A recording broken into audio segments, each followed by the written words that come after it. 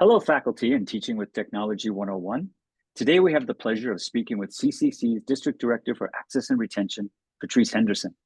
To provide context in Teaching with Technology 101, we're going to talk broadly about Universal Design for Learning, or UDL, and how it can really make a difference in our classrooms.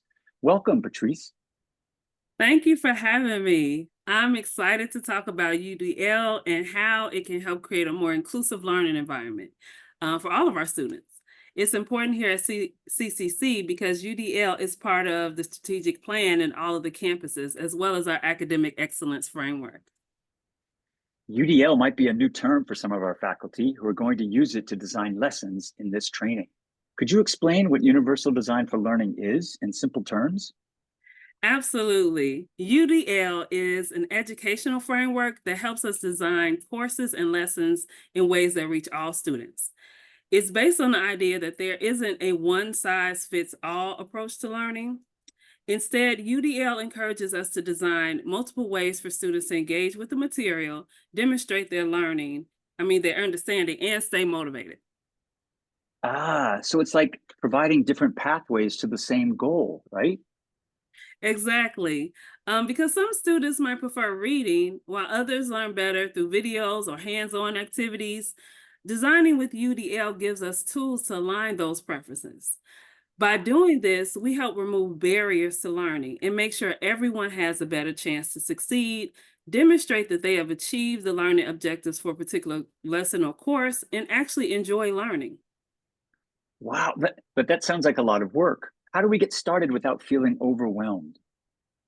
That's a great question. The key is to start small.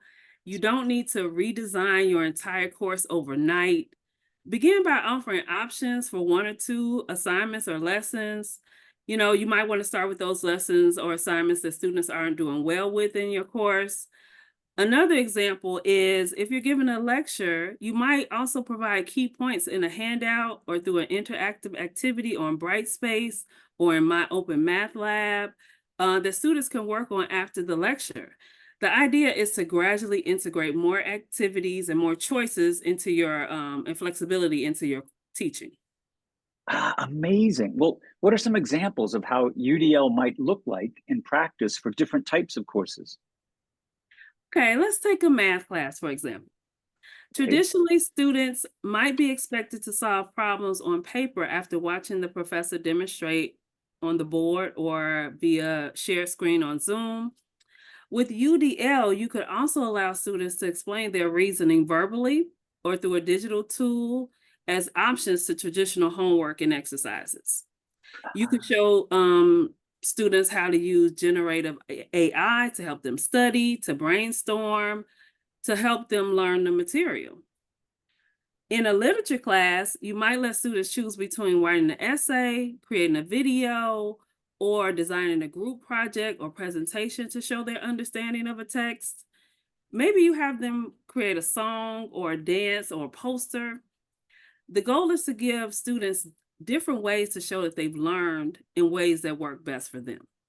I see. Well, it sounds like UDL could really help us connect with students who might otherwise struggle with traditional course materials like textbooks and traditional assessments like those multiple choice tests.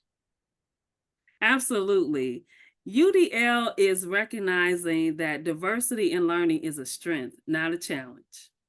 By embracing the diversity of learner variability and cultural variability, we start offering flexible options and create a more supportive environment where all students can thrive. UDL 3.0 was just released in July 2024, and the revisions are exciting because they address inclusion and diversity. That's such an important point. Well, how can faculty learn more about UDL and start applying it in their own teaching? I'm glad you asked. We have got a lot of resources available, starting with this teaching with technology training that our faculty are taking. At the end of the training, faculty will design a lesson for their classes, thinking about UDL from the beginning. There are also upcoming workshops, guides, and trainings. We have another Brightspace course shell called Access All Stars that faculty can enroll in to learn more about accessibility. We're encouraging department chairs to add UDL to their monthly meetings. And of course, I'm always here to answer questions and to help brainstorm ideas. Ah, thank you so much, Director Henderson. You've given our faculty a great introduction to UDL and how it can make a real difference in their teaching. Thank you. I am so excited to see how UDL continues to enhance the learning experience for all of our students. And I want to wish good luck to everyone in their teaching with technology with your final lessons. Well, thanks for watching, everyone. Be sure to check out the rest of the module for more tips and strategies on implementing UDL in your classrooms and for the final lesson.